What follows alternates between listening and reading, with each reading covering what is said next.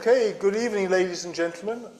I think there's a couple of more people coming, but we'll make a start in terms of this evening. It's great to see so many of you here. I apologize for the warm room. We've got the windows open. I think we even had a fan on. So if it gets unbearable, let me know and we'll put another fan on to cool us down. But hopefully that won't be necessary for the rest of the evening. Yes, so welcome to the BLSI. My name is Andreas Wasmuth. I am a director of the BLSI and I'm also a World Affairs convener, which most of you will know. And I'm delighted to introduce Sir Paul Tucker today on a very, very important and poignant talk about the global geopolitical situation. Without further ado, I'll do my introduction. The one thing I would say is, Sir Paul is going to do a talk for about half an hour. The reason why we're sitting here is because we'll then have a chat between us for about 15 to 20 minutes, and then we'll throw it open to the audience to ask questions. But without further ado, I'm delighted that Sir Paul Tucker is with us today, a real big hitter in the world of geopolitics and finance. As many of you know, he's the ex-deputy governor of the Bank of England, has worked with both Mervyn King and Mark Carney, now is it the Prime Minister or President? Prime Minister in Canada, isn't it? Prime Minister of Canada. So he has got lots of good connections, lots of good insights, and he has been at the Bank of England for decades and knows everything there is to know about this august institution at Threadneedle Street. Well, not the last decade, not the last. No, but you know, he's very modest because he was actually knighted for his service to central banking in 2014, a few months after he left the Bank of England, and he's now an established author and writer, having written things like a book on the unelected, a book about central banking, and his latest book, which is here today, is obviously Global Discord and the Geopolitical Age in which we live. He's also a fellow of the Harvard Kennedy Center for Business and Government, and a senior fellow for the Harvard Center for European Thought. So he knows more than very most of us about the world in which we live in. And many of you who've been to my talk realize that my view of the current prevailing global zeitgeist is quite heavy. We're not living in a light world. And I think one of Sir Paul's key tenets today is we will probably have to work hard to keep free liberal democracies going in the way they currently are. So please put your hands together and welcome Sir Paul Tucker.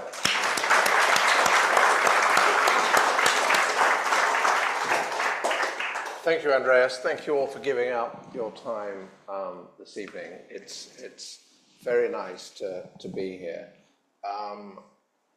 My talk, in a way, isn't a very happy one because it is about how awkwardly placed we are in the world. This book started off as about international organizations, things like the World Trade Organization and the International Monetary Fund, and I'll say something about them in a moment. But it kind of broadened out from that about the relations between the great powers of the world under which these international organizations function. I'm going to ask for hands up on two things in the early moments of this talk to know how much to drill down. If I say, mention the WTO, the World Trade Organization, state subsidies case between China and America, does that mean anything to anybody in the room at all? Hands up if it does. Normally it means nothing to anybody until I explain it. Good. Okay, so this is really bad, and it kind of illustrated one of the problems in the world, which turns out to be a symptom of where we are rather than a deep cause. Around a decade ago, China was actively subsidizing its exports and using state-owned enterprises to do so. Being a kind of Leninist, Marxist state, it has many state-owned enterprises and has had since the 1949. And it was using these entities to subsidize exports in all kinds of ways around the world. And the United States said, you can't do that, that's illegal under the terms of the World Trade Organization treaty, which I'm going to call the WTO. And China said, well, actually, no, it's not. It's not illegal. And America said, yes, it is, and therefore we're entitled, if you've got to remove these subsidies, or we are entitled under the treaty to respond with countervailing measures, a tit-for-tat thing. And China said, no, these subsidies, they are not illegal under the treaty. And so the United States Washington took Beijing to the dispute resolution procedure, which is like an international legal procedure. And it ended up in the final court of appeal, which is the appellate board of the WTO, which very few people had heard of, and I didn't know much about it until I wrote this book. But in some ways, it was for many years the single most important body in the international economy, because the international economy is made of trade, and there are trade disputes in circumstances where subsidies and other things go on. And this is the appellate board is to world trade what the Supreme Court is to English law, or the US Supreme Court is to American law.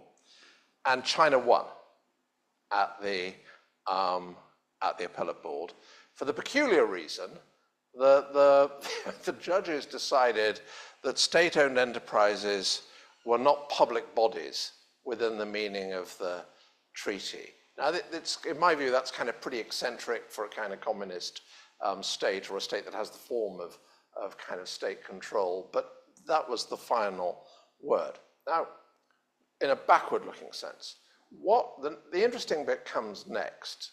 Obviously, the United States was extremely fed up, and Europe were pretty fed up as well. But what you'd expect in those circumstances when great powers are fed up is you'd expect some negotiation kind of off-piste. You can't carry on like this. Okay, you've won that in a backward-looking sense, but we need to reach some new deal for trade going forward. And you'd negotiate. Typically what the outcome of that would be, China would give up some of their gains, America would recoup some of their losses, and Europe kind of benefiting as well. And when that negotiation had happened, they would hand it over to trade lawyers who'd say, now turn that into a new rule, and we'd stick that into the treaty, and we can all swim into the future and forget about the past. But actually, it's not amenable to that at all, because a vital feature of the WTO, which has about 150 members, states that are members, is that every member state has a veto, every single one. That was kind of unlike the old General Agreement for Trade, the old GATT treaty, where essentially it was a small club. The WTO is one where everybody has a right of veto over any material change. So you can't change the treaty, which is interesting for two reasons. The first reason is it means that the negotiators of this treaty thought that they were writing the perfect treaty. And as somebody who, I wasn't a trade negotiator, but in my previous life, I was involved in financial and monetary things. And the idea that you're coming up with something that's perfect and will never need to be changed is a kind of, it's beyond conceit. It's kind of incompetent that you're writing the perfect treaty, and yet somehow you must be if it can't be changed. Ordinarily, that would be quite a big point. In fact, it's a small point. The big point is that the crafters of this treaty effectively assumed that no rising power in the future would be illiberal in their attitudes to trade. So you remember that kind of end of history moment, the famous book by Fukuyama, where the end of the 80s, beginning of the 90s, and people have all sorts of debates about whether Fukuyama was saying what people thought him to say, but there really was an end of history moment in Washington. and in some European capitals, including perhaps our own, which is they thought, well, actually, everything's just going to be, vaguely liberal going forward, and any new rising power in the future of the world will be like us, at least in their attitudes to trade. And of course, China isn't like us in its attitudes to anything much, really. There's no criticism involved in that. My criticism is of the people that thought they could craft a treaty for the world and make historic, sweeping assumptions about what the world would be like. This organization, the WTO, which was the most important organization in the international economy, it is overstating it a bit to say that it's moribund, but it is only overstating it a bit. The response of the United States to losing this case was to refuse to approve any new judges for the appellate body. That was a decision taken under President Obama. This is nothing to do with Mr. Trump and the attitudes to the rest of the world that Trump 1 and Trump 2 have. That was an Obama administration decision. And so dispute resolution in world trade is now much more awkward than it was. So I want to start off with that, and that's a big deal if you're in trade. And it means that all the action in trade is now in regional groupings, where essentially you create some new structure that has more flexibility than exists in the WTO. And there's a pan-Pacific one of that kind, which may be terribly important, but which Trump 1 decided not to join. We, the UK, are trying to join it and maybe succeeding in joining it, even though we're nowhere near the Pacific. So you can see that essentially the result of this is to try and create new organizations to substitute for it. China is not, even though it sits on the Pacific, China is not a member of the Pacific Trade Organization. So this is all a bit of a muddle. So you may or may not agree with this.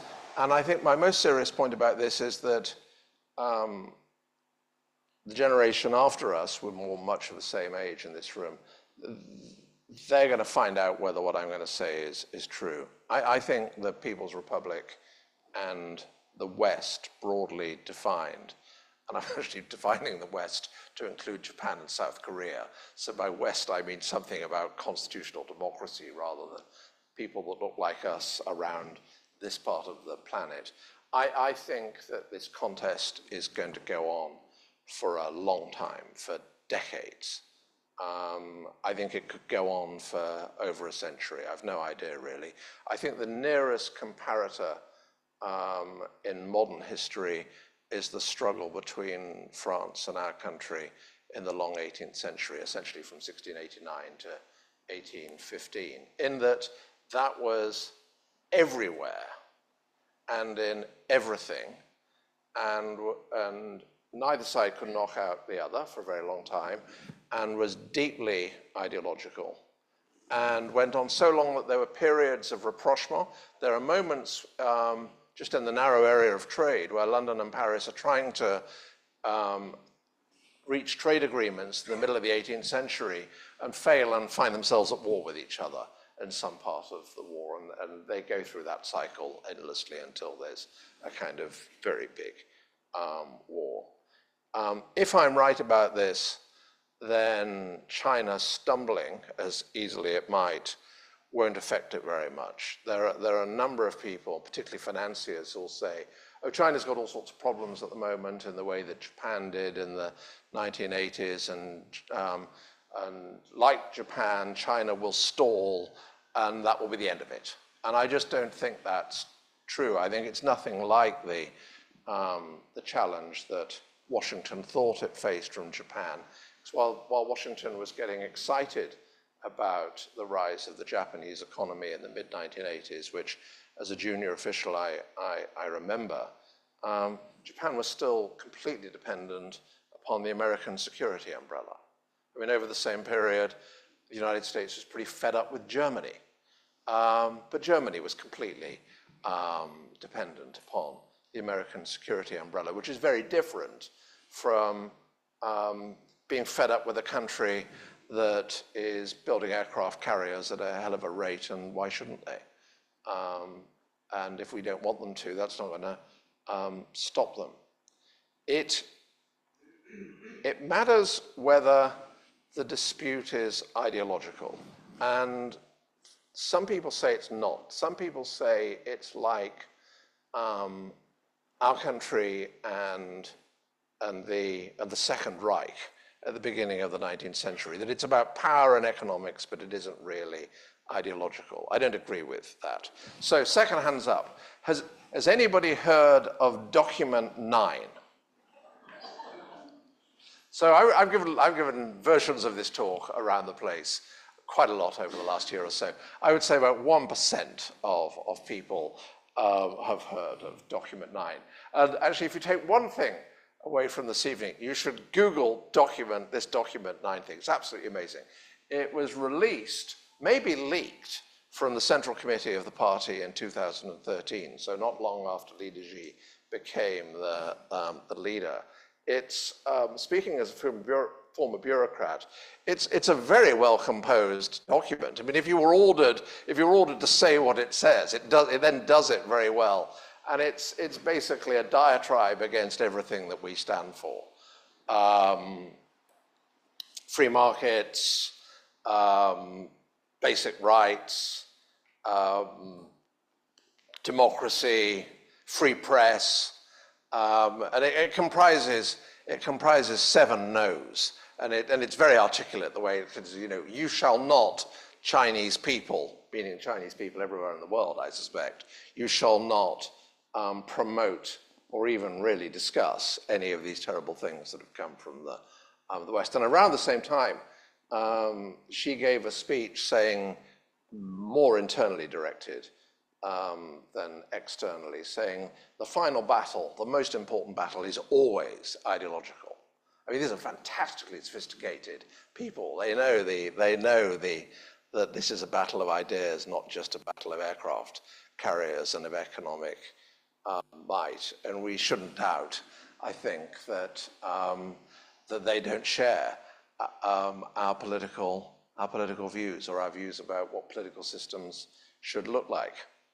So let me be a little bit more academic for a moment. Typically, when people think about this stuff, they think about it in one of 2 or 3 ways.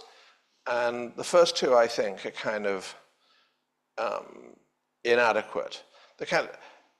The first way is Hobbesian, and I'm going to use Ian, Hobbesian, Kantian, because I think attributing these things to Hobbes and Kant is possibly a bit dodgy. But people that are Hobbesians in international relations theory think that everything is about power, and values don't really matter. In the jargon they would use, values are epiphenomenal. They're just a veil for underlying power and a contest of interests. And I don't believe that to be true. I think power certainly matters, and I think interests matter, but I think that values matter. And I think the Chinese think values matter, hence the articulation of ideological opposition. The approach at the other end of the spectrum draws on Immanuel Kant, but again, it's more in the hands of his many intellectually powerful followers, where it's kind of almost all about values. And that seems a mistake too, that sometimes it is raw power and vulgar interests matter. There is an intermediate school which carries the name English school, although some of its greatest progenitors were from Australasia rather than from here. And they occupy a middle ground, but they proceed deductively. And I like to kind of joke that what the English school really needed was a Scotsman. So for those of you that will look at this book, you will find that it's heavily guided by David Hume. And the book, at one level, the book is an effort to recover some mid-18th century moderate Enlightenment theory and apply it to international relations. And for practical purposes, all this means is that all of power and interests and ideas or values matter. And my own experience of exercising power, and I was lucky enough to exercise power, I suppose on your behalf or on behalf of our Parliament, is that indeed each of power and interests and ideas and values really do matter. That is what the world is like. And sometimes we're moved to fight for things because of our values, not just because of our narrow interests. And again, like my view of the contest between the West and China, that is something on which people can disagree, and which I think the generation after us will find out what they care about most, whether it is narrow interests or something that kind of goes deeper than that. Where I think power comes in is that, certainly internationally, although I think it's true domestically in a different way, is that to the extent that you have international organizations like the WTO, which I talked about, and the IMF, they plainly completely rely on peaceful coexistence in the world, or at least peaceful coexistence among the great powers of the world, the powers that can dominate medium-sized and weaker states. And the reason this matters, if that's true, I believe it to be true, is that to the extent that the composition of the powers change and a new power comes along with a different ideology, we should expect them to be dissatisfied with the international organizations and regimes and modalities and et cetera, that have been cast in the image of the prevailing ruling powers, which is a fancy way of saying we shouldn't expect China, as a country with a very different set of values and interests, to arrive in all of these international organizations and say, oh yeah, we'd not only like to be part of that, but we would like things to carry on just as you've had it over the past 30 or 40 years. We live in a world where most of the international organizations, most of the strongest ones, were constructed after the Second World War, led by America, with our country and France, and then with others. And to that extent, and this brings us back to ideology, norms run through all of the cooperative organizations, and the most important norms are the norms that legitimate them. Why should we, the United Kingdom, accept the rulings of the WTO? Why should we accept the adjudication of the Court of the Laws of the Sea? Actually, the Laws of the Sea is probably the most ambitious endeavor in this area. And we probably accept them because it's partly in our interests and partly because their substance and their procedures align with the way that we think about the world. Now, if something like that is true, then there is always potentially a tug of war between the legitimation norms that hold a country like ours together, or the United States, or France, Germany, which are kind of distinct but share some basic values, and the legitimation norms that hold international organizations together. So, to repeat myself in a way, when a country with a very different set of domestic legitimation norms comes along, China, it is likely to be at odds with international organizations and regimes that we can live with. There's a very important point to be made at this point, which, as I was writing this book, it became more and more obvious to me, and I think it is obvious, but it took me a long time to see it. Everything that I'm saying can sound a bit like a civilizational contest. Oh, those Confucian people versus those kind of Christian Greek people. But I think it can look like that, and I don't think it's true. And I think it isn't true because of Japan and South Korea, and to a lesser extent, Taiwan and Singapore, but particularly Japan and South Korea. These are Confucian heritage people with a completely different history from ours that operate constitutional democracies and rule of law in a different way from us, but with some shared things. And they have not lost their sense of their own history.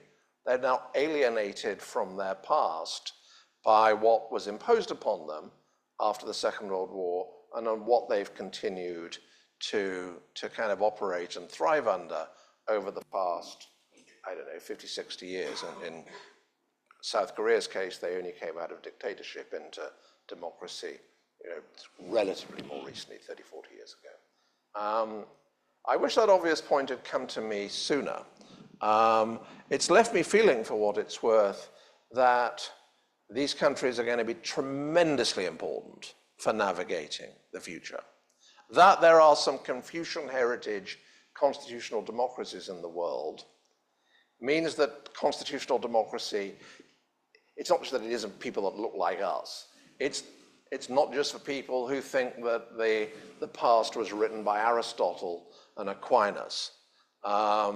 They can find, there are loads of really interesting books about Confucianism and democracy. There are people sitting in Hong Kong, probably rather uncomfortably now, writing books about that, squaring their own traditions with institutions that they've taken and adapted from us.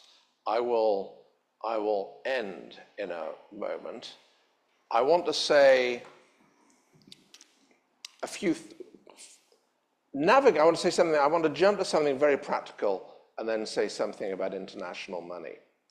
If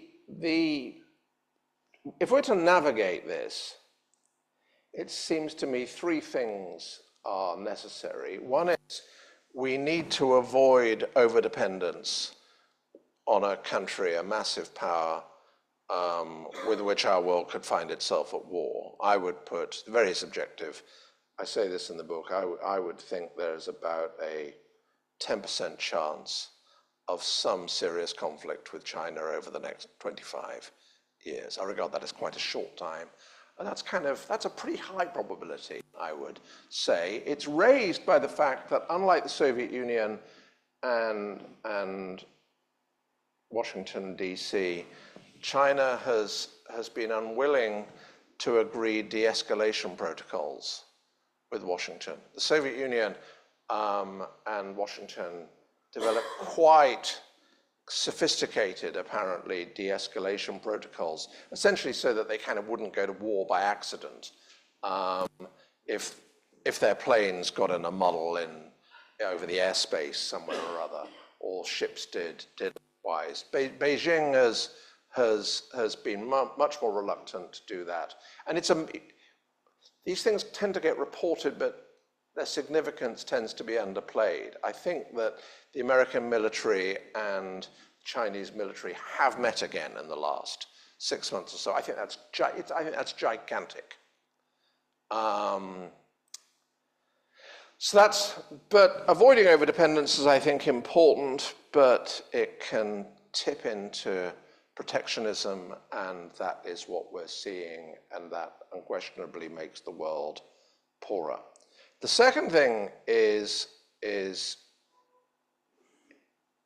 is symmetric, by the way, all of this is symmetric for China, but we, the West, need to keep friends and allies. The United States has not been great at this historically. I think it's important to remember that, given all the criticisms of the Trump regime, the United States' relations with its neighbors in Latin America have kind of been pretty poor, and sometimes worse than poor, going back more than a century.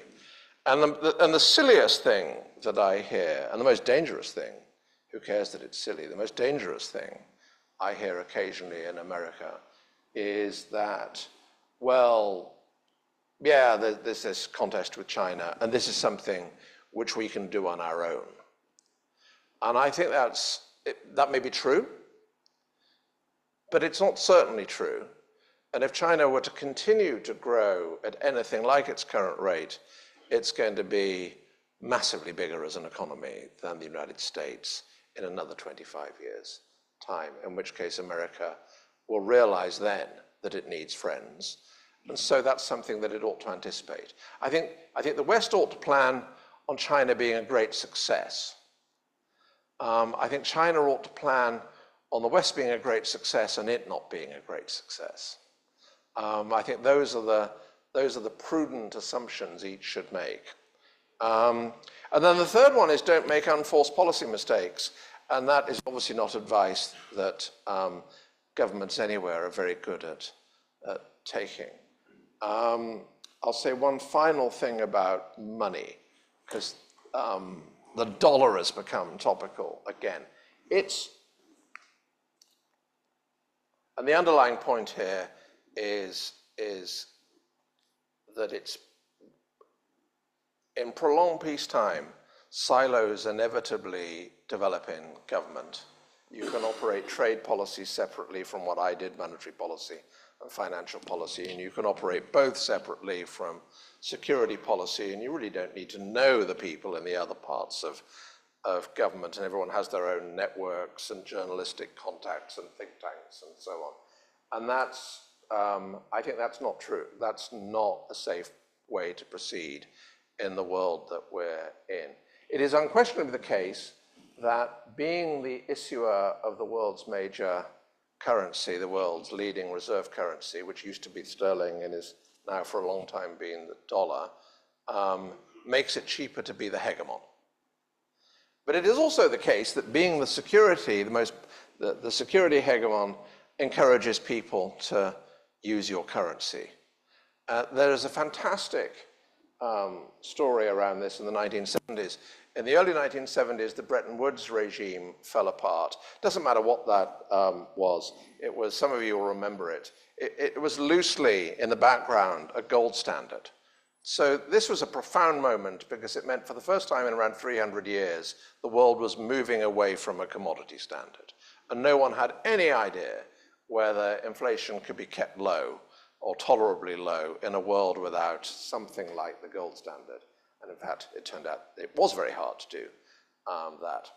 In Washington, they were worried that moving off gold would mean that people were less willing to hold dollars around the world. And there was a joint State Department, US Treasury mission to Saudi Arabia that amounted to, we will increase our security cover for you if you promise to continue invoicing oil in dollars. So another story to look out for is if you ever see, name some Gulf state, agrees to invoice oil in renminbi, which feels like the most boring bit of the business pages. Actually, that's a gigantic story that ought to be on the front page of the front of the newspapers. The United States doesn't always go about encouraging people to use the dollar, cognizant of all of these connections. But nor did we, and it has always been like that. In the 1930s, Washington tried to persuade the nationalists in China to stop using sterling and start using the dollar. And there are people in Europe that say, actually, you should stop using the dollar and start using the euro. And the euro has probably got a better record for inflation than the dollar. But the people that say that in Europe need to remember that our defense still comes from the United States. It hasn't been necessary for our generation to think about these things for a long time. The generation before us, and certainly 2 generations before us, they thought about these things all of the time. And nothing I've said, I think, would have surprised them in the slightest. But I think that our generation and the generation behind us is struggling enormously to come to terms with a world that is no longer safe. Europeans think that the biggest risk to our safety is Russia. I would say there is no way, I think this is the first proxy war, there is no way Russia could have prosecuted this war against Ukraine for so long without Chinese acquiescence and, when they've needed it, help. Every single world news story of any significance is in the background a story about China and about the West. And if there's one thing where I think the United States is ahead of us in Europe, I think that is much more deeply understood on both sides of politics in the United States than it is almost anywhere, either in this country or on the continent of Europe at the present. We need not to be hostile to China, but we need to recognize that its rise changes the world in unfathomable ways. Thank you very much.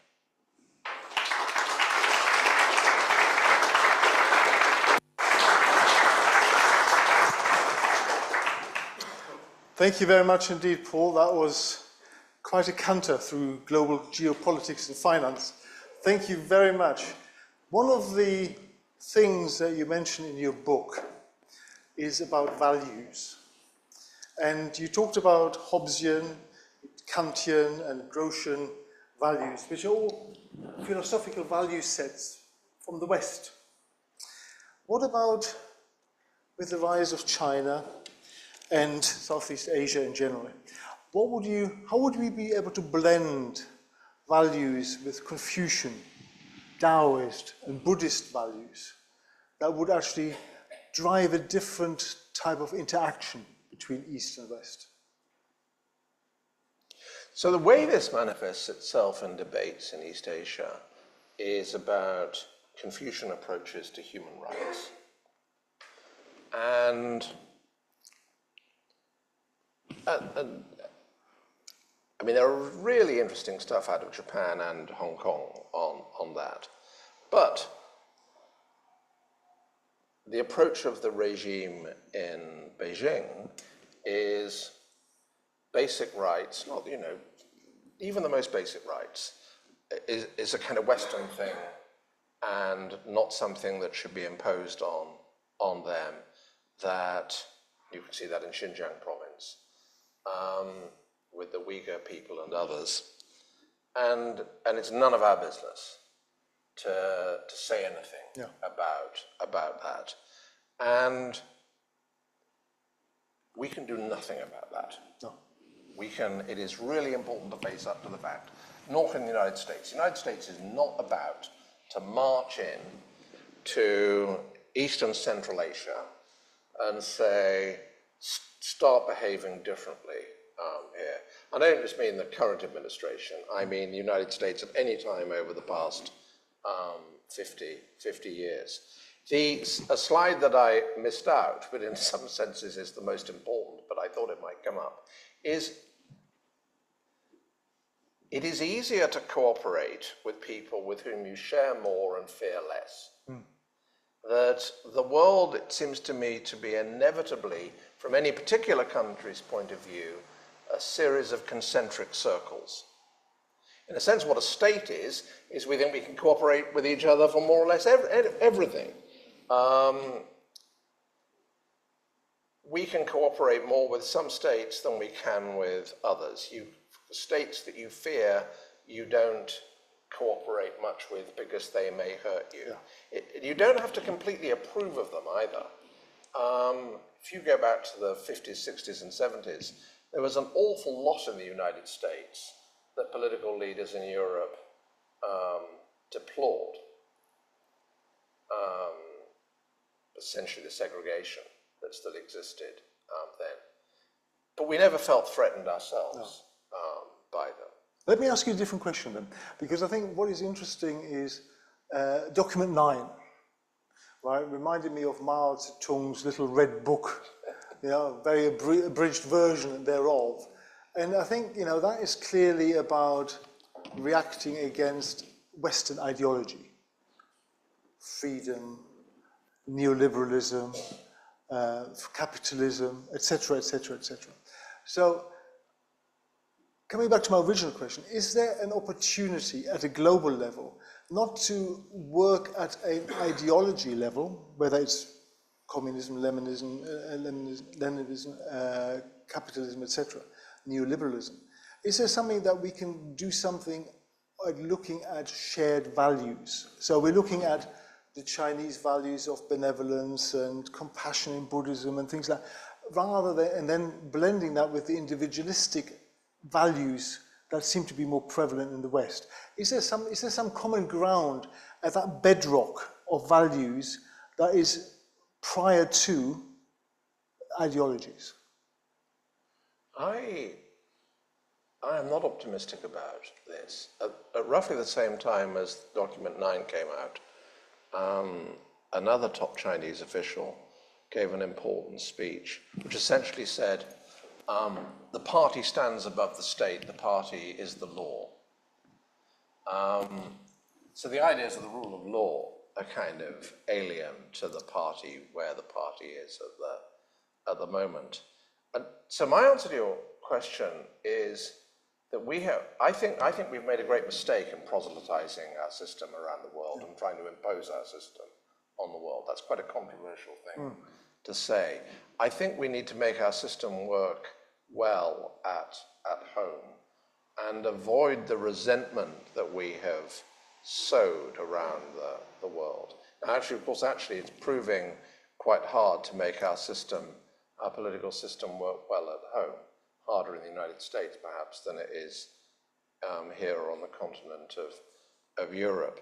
But I think we need to take care of the health of our own political system and live by our values. I think the best thing we can do, perhaps the best way of bridging to your point, is I think we have to show that we really can live by our values. And that for sure means being sensitive to kind of community values as well as individual values. I don't myself believe that the past 30 years have been quite as individualistic as many people kind of say. It's plainly been more individualistic than perhaps it was before, and the City of London is certainly very individualistic, but there are still communities in this country, the United States, France, Germany, that subsist as communities with kind of trust that transcends narrow self-interest. And that's a good thing. Good. So my final question to you before we throw it open to the public, I'm just looking at the clock here, you need to be out of here by 10 to 9, is you talked about concentric circles. So what are the key things that the global establishment can do to bring those concentric circles closer together? I think in the sense of the global establishment, of which the international establishment, I was probably part of for a while. I think the idea of a few people going off into a room and having a plan is for the birds, absolutely for the birds. I think we really are back to kind of spontaneous approaches. What happened with the Pacific trade deal was fairly spontaneous and I think was great. And I think that America dropped out of it and China's not in it. And our country is now scrambling in a slightly desperate way to join it. But meanwhile, those people on either side of the Pacific, they have got this trade agreement that helps them trade more, and that makes them more dependent upon each other. And I think spontaneous things of that kind are the best. I don't think you can design them, and I think they are the best hope we have. So less grand system building and more pragmatism. Yeah, this is a very English thing to say, of course, but yes. More pragmatism. So okay, so I press you a little bit more on that particular thing, is what would that pragmatism look like?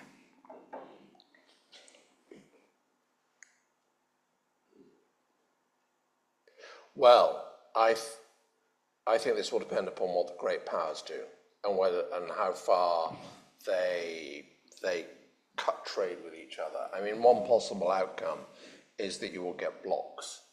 You get a Chinese bloc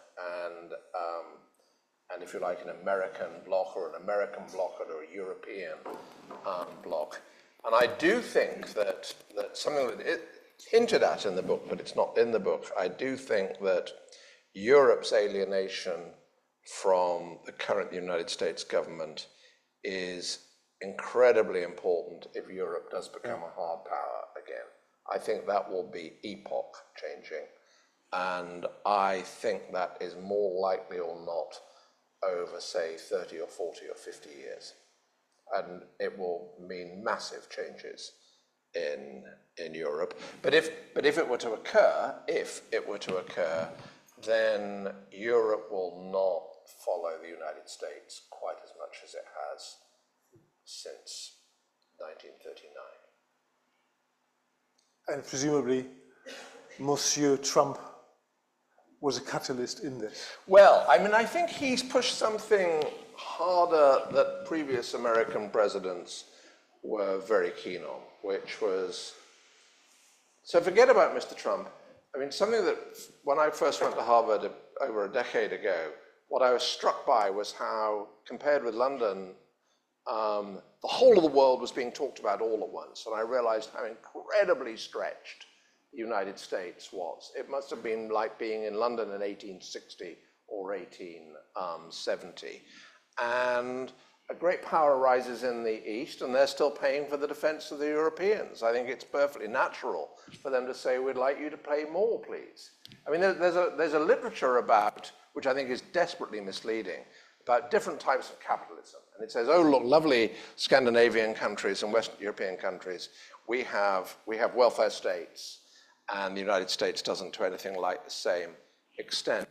Well, we've outsourced our defense.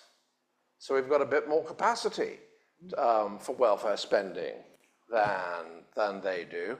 And we import most of our economic technical progress from them. And I'm not criticizing us. I'm trying to underline how significant it is that the United States, under any old president, is now in a position it hasn't really been in before, wasn't in with the Soviet Union, because the Soviet Union, Stalin having been part of the immediate post-war plans, they began in 1944, in fact, for the New World economy, Stalin walked his bloc out of the main highways of the international economy. So the security sphere was over there, and the international economic sphere, it belonged to the West. And then Japan and South Korea came in. That is just not what the world's like anymore, and the United States needs us to do more, and we're going to end up doing it. Yeah, and I think the Europeans themselves realize that they've been freeloading from the Americans for quite a while. So it wasn't a loaded question about Mr. Trump. Right, I want to throw it open to the audience, really. We've got another sort of 30 minutes nearly of Q&As. We normally start in the room and then sort of look at what's happening online. I saw quite a few questions there already. So who would like to ask the first question in the room? There's a gentleman at the back. One sentence, yeah. Is the motivation for BRICS? Is it political? Is it economic? Or is it some sort of flash mob? For whose motivation? BRICS. The BRICS. Oh, I think it was initially very prosaic before they were called BRICS, these were kind of highly populated countries that are growing relatively quickly, so they shared some problems. The expression emerging market economies kind of developed before that because they shared some problems and opportunities. And the way international organizations and so on work now is you swap notes. And so I think that for a while, Brazil, India, Russia, China, in a slightly different way, South Africa, kind of felt a bit similar to each other. I don't think that's true anymore. I mean, Brazil has kind of plateaued, and China's the second most powerful country in the world. So I think now, and India differently. In India, I haven't mentioned India at all. I think I've thought for about 20 years that the future of the world will turn on India and Latin America, and that's still what I think. I think now the BRICS is, to the extent that China can corral it, it's a kind of alternative to Washington. And I don't think that's working very well because Delhi isn't interested in following Beijing. Delhi's interested in its own interests and way of life and history and future. Okay, well, in that context, it's quite interesting. So, do you think globalization is part of the past and it's going to be more nationalistic type of blocs that are emerging? Maybe. I mean, I think if China invades Taiwan, and the United States responds very aggressively, I think the world will move into blocks. I've got no idea how the countries in Southeast Asia will line up. If you've ever been in a room with a senior Singaporean over the past 5 years, and you ask them which side they would choose, which is a pretty rude question to ask them, actually. I mean, you see almost physical agony in their answer, and they say nothing of interest whatsoever in response, which is moderately interesting. But I think there are circumstances in which globalization will survive, and there are circumstances in which the world will flip into blocks. If it were to flip into blocks, it will take a hell of a lot of undoing, but so it did in the First World War. I mean, there's a famous company called Merck. There are two famous companies in the world called Merck now. They were once one company, and when America came into the First World War, they severed the American Merck from the German Merck, and the families, it's a Mittelstand, the families that owned Merck, they have never got the American Merck back, and they never will. Good. Well, listen, we've got lots of questions in the room coming up, so we've got at least 5 hands up now. So we start with this gentleman. Thanks, Paul. That's really interesting. Do you think that China's geopolitical interests, whether through the BRICS or the GSI or anything else, might ultimately fall down on the basis that people who live in democracies are generally happier, and people who aren't under authoritarian regimes are therefore happier? So therefore, irregardless of China's growing financial and economic heft, that might ultimately be the drawback to their global expansion plans. Yeah, maybe. I mean, this is kind of the Whig theory of history goes into galactic. I mean, maybe, but many constitutional democracies are pretty unhappy places at the moment when we're not coping well with moving sideways. And meanwhile, they have lifted 700 million people out of poverty. I think what you say may well be true in the longer run, but I think quite a lot of devastating things could happen before we get to the longer run. Following on to that question, isn't the Chinese economy actually a lot more fragile than they are ever going to admit? Yeah, but so's ours. I mean, so yes, I completely, I'm not sure I can see who asked the question. Yeah, no, I think it definitely is. So say they were to have a big financial crisis now. I predict that so long as domestic political stability was maintained in the face of that, which I'll come back to, that actually they could keep on expanding the proportion of their national income that goes into defense and security, notwithstanding a big recession. I mean, I think the really big question goes back to the earlier first question. I think it goes back to, are the strains in the Chinese political system such that it will crack? And I think that's a really serious prospect. I think it's a really serious question whether the strains in the American political system are such that it might crack. I mean, I personally think that there is some not high but tangible probability of serious violence in the United States. Okay, we've got another. So I wouldn't want to say we are destined to answer two questions together. I wouldn't want so let me put it in the way I would if I were a policymaker in this area. I would not want to proceed on the basis that their system will crack, political system will crack, and ours won't.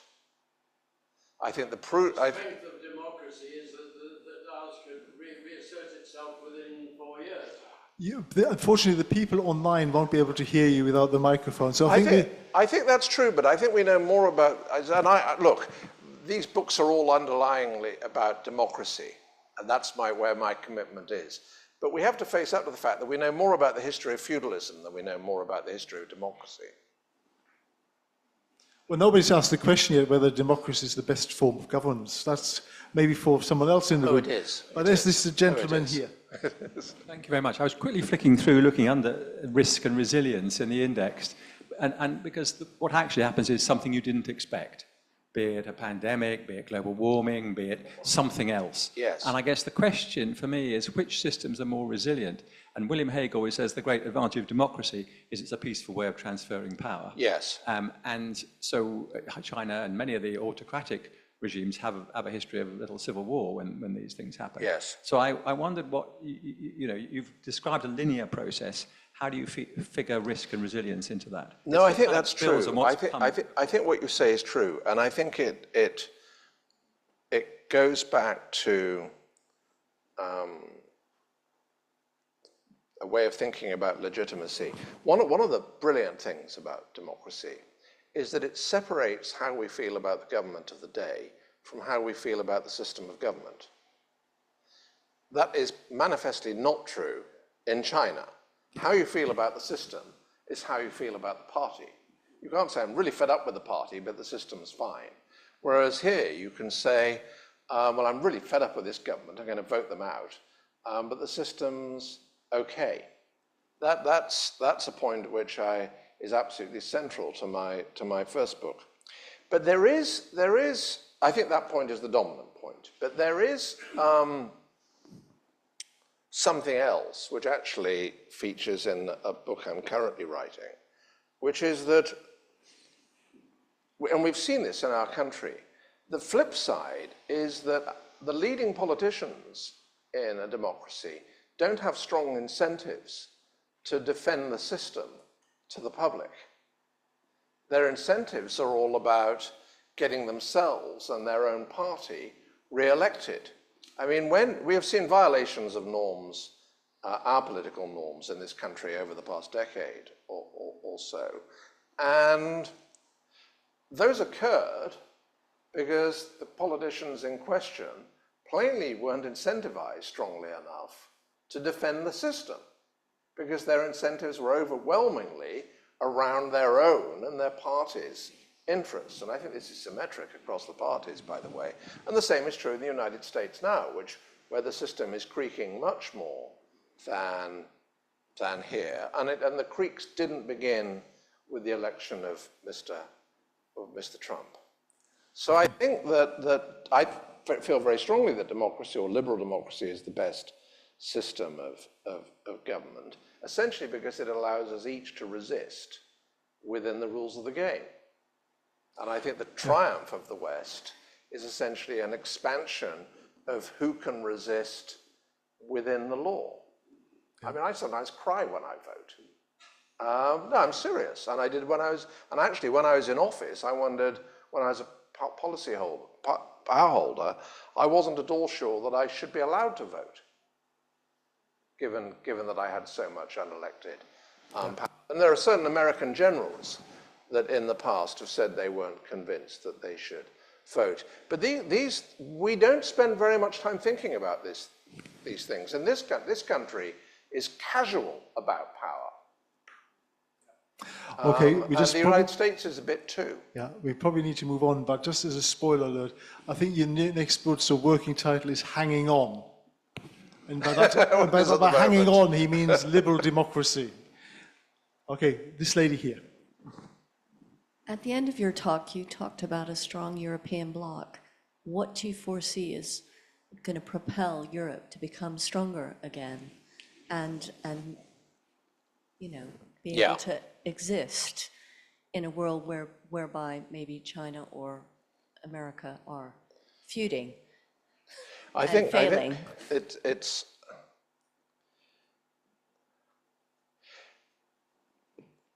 it will be the United States essentially withdrawing in degree, and therefore Europe having to first pay for more of its defense, and then secondly build more of its own kit locally if it felt it couldn't rely on the United States. And I think that there are people in Washington and around Washington that want that to happen. And I am doubtful that they have thought about where it leads. And I think that where everyone should want it to lead, probably, is a state of affairs where Europe does more, but it is still junior to the United States. I think the world will be an even tenser place with Europe emerging as a hard power again. It would also, by the way, completely change the way all the European institutions are involved. Because when I say Europe here, I don't mean the EU. I mean people around here. Okay, but maybe the answer to Europe's future lies in less systems building and more pragmatism, perhaps. This gentleman here. Going back to Europe and Brexit, were the people who argued that there were more trade opportunities, the growing economies outside of the EU, right? Well, I think the really interesting thing about Brexit, and I do discuss this a bit in the book, is that a majority of the British people couldn't adapt their legitimation norms to supranational power from the Council of Ministers and the European Parliament. And that was a tense process in France as well, but it happened. I mean, you know, the idea, there were lots of kind of anti-EU voices in France, which is, but the Republic. And these same voices, by the way, were anti-central bank independence and all sorts of things. And France kind of made that transition, still tense within France, and our country didn't. And there was a vote. And I do think that legitimation norms always dominate in the end. And I think that the way this, I've only ever received a standing ovation once in my life, and it was speaking in France at a big event. And I said that I thought the Council of Ministers, like the Senate, should be televised, should be public when they were making law. And all these French people stood up. And it was because they're fed up with these laws being made behind closed doors. But my point, actually, which I explained at the time, was the hazard, when we were in it, was that politicians from this country and France and elsewhere would go and say one set of things in the Council of Ministers and around the side, and another set of things when they came back. But you couldn't actually, because the Council of Ministers wasn't televised, we couldn't actually see what they were doing. And so this was a system that wasn't transparent enough. And I think people in the main Western European democracies, certainly including this one,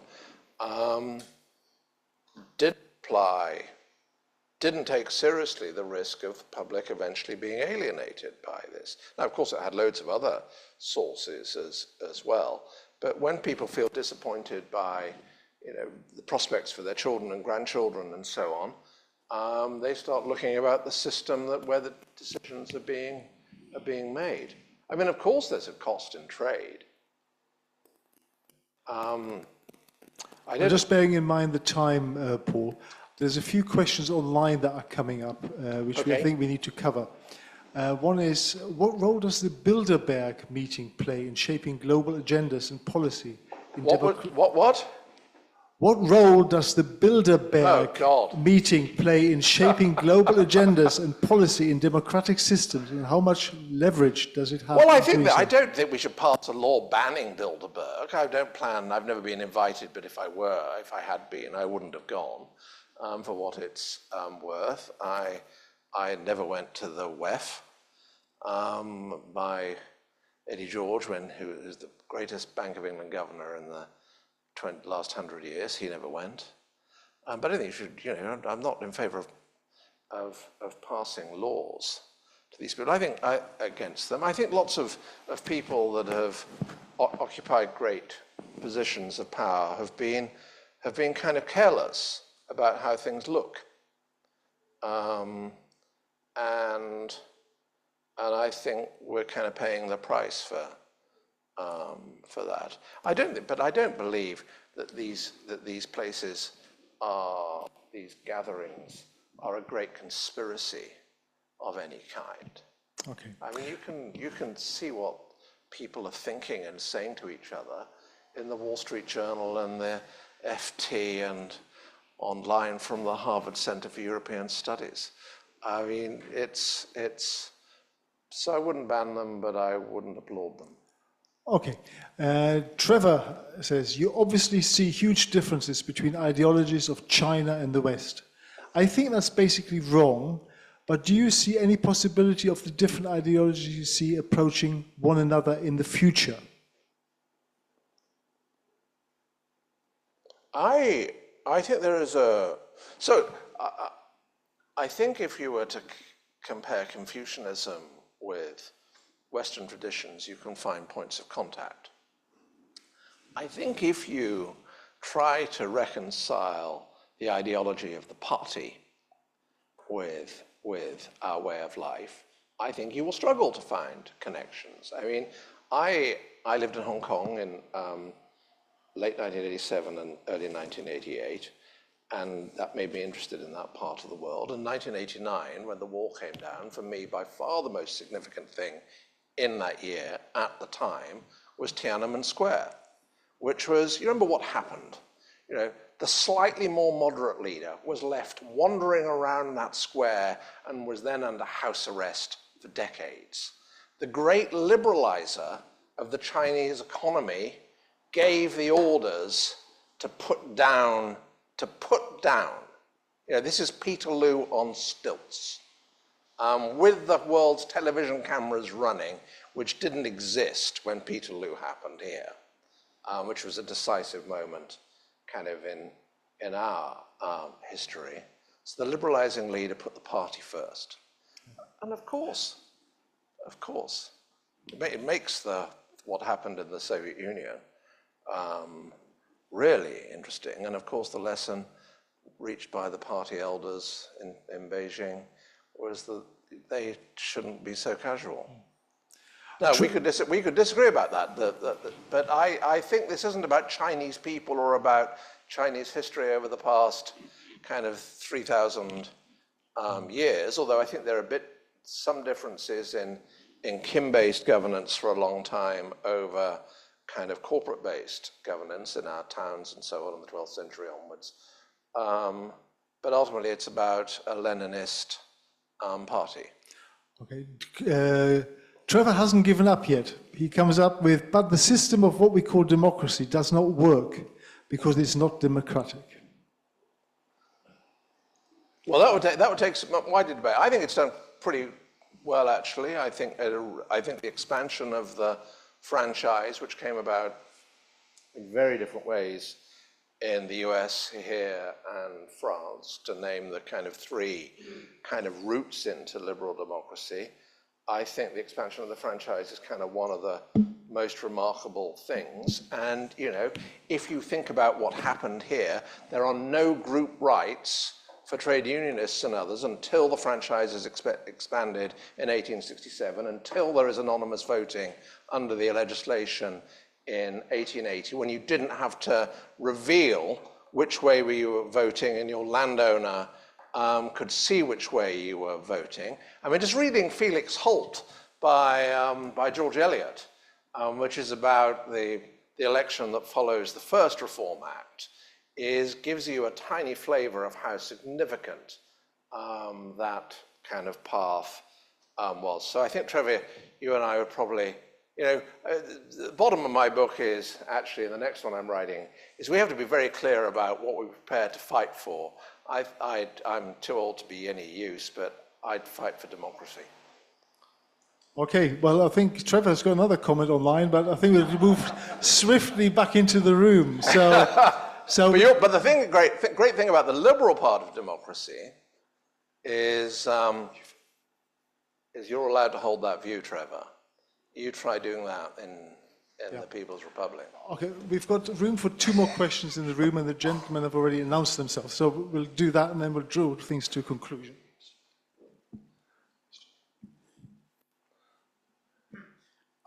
On the financial system, I mean, do you foresee a situation where there'll be 2 financial systems, one dollar-based and one renminbi-based? And secondly, if things are invoiced in renminbi, it doesn't really matter, provided those renminbi are then sold. They have to be paid in renminbi as well. Yeah, right. so Absolutely, it's really an issue of reserves rather than what you're invoicing in. Well, there'd almost be no point invoicing in renminbi, and it would just be purely symbolic, but you're right. Look, I think this is where I think there are kind of 3 or 4 scenarios, and one of them is a lingering status quo. And the one area which is most likely to linger is the monetary area, because the incumbency and inertial value or advantages of being the world's reserve currency are enormous. I mean, sterling lasted for decades as a significant currency after we were smaller than the United States in terms of world trade. And that's because these are to do with network economies. So the United States has all sorts of advantages. If an American government says, well, we'll punish you if you don't use the dollar, that may not be the best way of encouraging people to use the dollar over, say, a horizon of 20 or 30 years. So it follows on from that, really. It's the question of do you think the dollar will survive, which you've just answered. But given the fact that petrol we're supposed to be reducing that, and the power of the petrol dollar is supposed to be being reduced, America's got huge debts, and BRICS is looking to take itself out of that as well. Do you think the dollar will survive? I think it will depend upon whether there is warranted confidence in the capacity of US political institutions to make fiscal adjustments in the future. There's a debate here about our fiscal sustainability. Fiscal sustainability always rests on the idea that you need to do something this week or this year. Is sometimes that's true. It was true here in about 1974, 75. But it's only true when people have lost confidence that you'll be able to make the necessary adjustments in 5 years' time or 10 years' time. If the United States were to undermine the Federal Reserve, that would be a bad thing. But that isn't the point about Mr. Trump, who obviously is a bit fed up with Jay Powell at the moment. Ronald Reagan tried to undermine the Federal Reserve, but he did it in secret, which is actually a lot more effective. And Paul Volcker, I knew Paul Volcker, and it is true that Paul Volcker was asked to go to a White House, and they went to a room with Jim Baker, who was chief of staff, very, very great man, and Ronald Reagan as president, sat in one of these smaller rooms, and Reagan didn't speak.